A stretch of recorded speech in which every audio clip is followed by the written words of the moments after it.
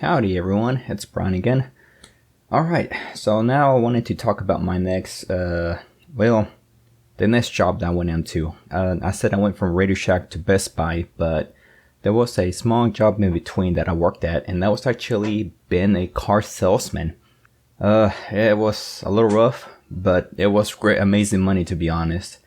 Now, so what was going on is the fact that whenever Radioshack closed down, I was pretty much without a job for a few months. I kind of just helped out around the house, was just really living off of my income out of my bank account, really. So I didn't really have anything to go for.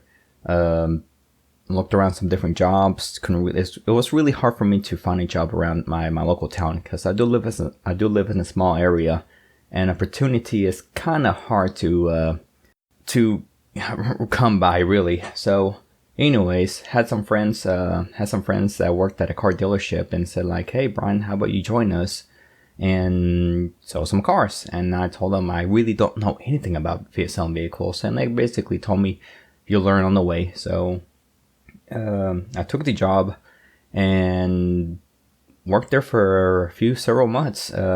It had some ups and downs. I mean, if you wanted to refer to the ups, money was the biggest up. everything was just more of a pain to work with, and it wasn't my best experience. Now, I'm not saying this is all car dealerships. I mean, it could have been just the one I worked at. I won't say the name on this one, but it was very money hungry. Car salesmen would literally rip people's heads off to try and squeeze every single dollar out of the customer. Finance managers would encourage the salesmen, and you see those movies. When you see those movies, the typical car salesman trying to be a scammer, seeing everybody's dollar sign. Well, that was really true. I worked at the dealership that I worked at. There were an average about 40 employees, and out of the 40, I really only trusted 5 of them. Of course, unless you know me, I was one of the few of those. I got along with those guys because we were honest with our customers. And also, I mean, at the other end of the spectrum, we kind of also made a little less compared to the rest of them. But I mean, I have a guilty conscience. I bought cars from car salesmen before, and if you're in someone else's shoes, I would expect them to be honest. So I was one of the few, and I had such a small group I could trust. Everybody else was pretty much cutthroat.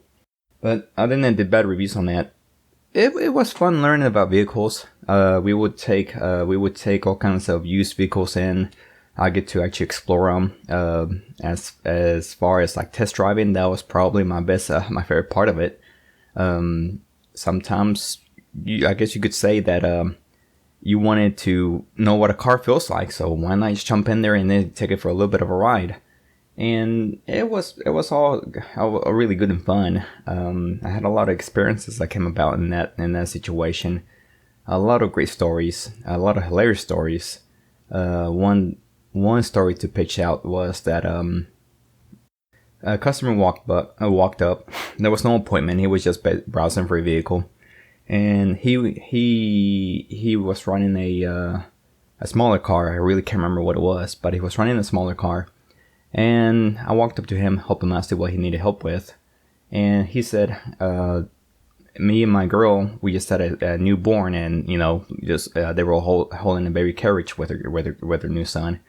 And they were looking at a couple of vans, some family cars that were around. So I walked them around, showed them the vans. We went on a test drive, but nothing seemed to really catch his attention. So we decided to walk back to the office and see if we could get any more vehicles out of any other parking lot that the dealership offered. We had multiple parking lots, by the way.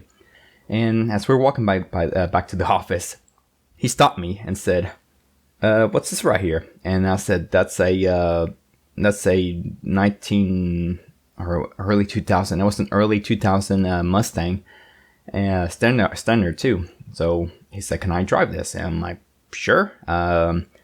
I didn't see much of it as far as just wasting time, because obviously Mustang cars have such a small seat in the back, and it's not really more than a 2-seater, to be honest. I mean, yeah, you can fit a couple more in the back, but not as comfortable. But we went for a ride, got the keys, and whoa, he drove it fast. I had to hold on to my seat, but he knew what he was doing. He shifted pretty well, what I remembered, but I also was a little bit scared how quickly he drove.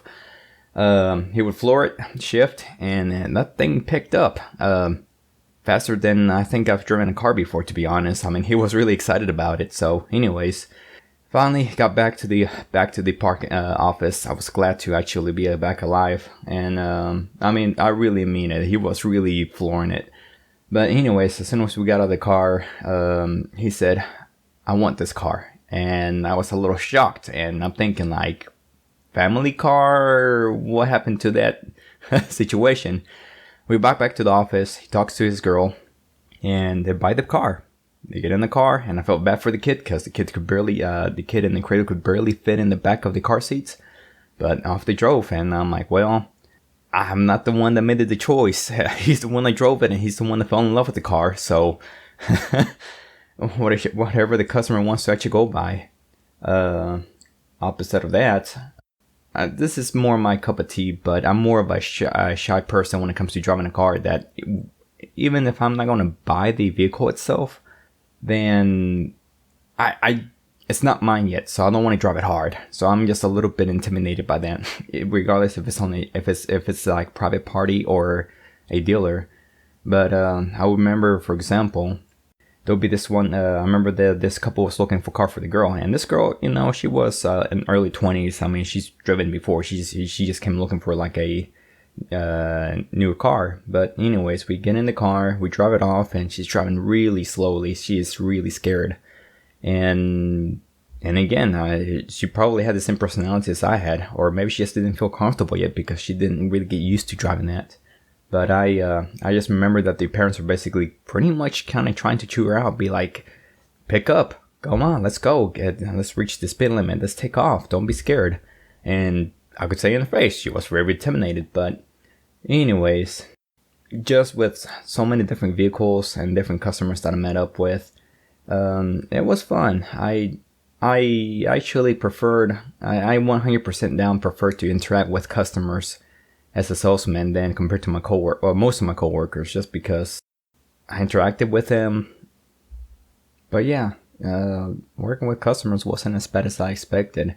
When I first started working, when I first got the job, I was kind of worried that customers would just hate my guts because of the stereotypical salesman. But there were some understanding people, and at the same time, there were some understanding people that shouldn't have been patient with the car salesmen, because some of them would say, hey, this guy got me a great deal. And I'm thinking, well, he probably raised the price on the car, which has been done before, while you were looking around, and brought down the advertisement online.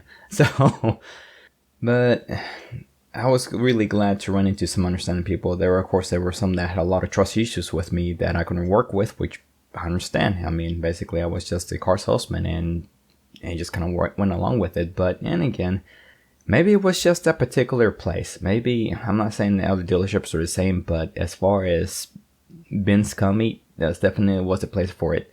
Of course, though, I made so much. That's the job that I had the most amount of income in my whole career. I was making a great amount, but I just really wasn't happy there. Now, at some point, a friend of mine that worked at Best Buy reached out to me and said, like, hey, come work for us. You have retail experience, you've done it for years, why don't you just give this a try? And I thought about it for a while, and really, to be honest, the only thing that kept me from switching to Best Buy was the fact of money. I was making great income. I mean, I was stressed, but I was making great income, but money isn't everything. And I kind of wanted to change careers in a way, so wanted to work with associates and management that was more respectful, so I went ahead and made the change. Now, you might be thinking, why didn't I just look for another dealership and try something else out? But here's the thing, though. I felt like I was scarred for life, to be honest. I kind of just assumed, and I still assume that management is rough with most dealerships.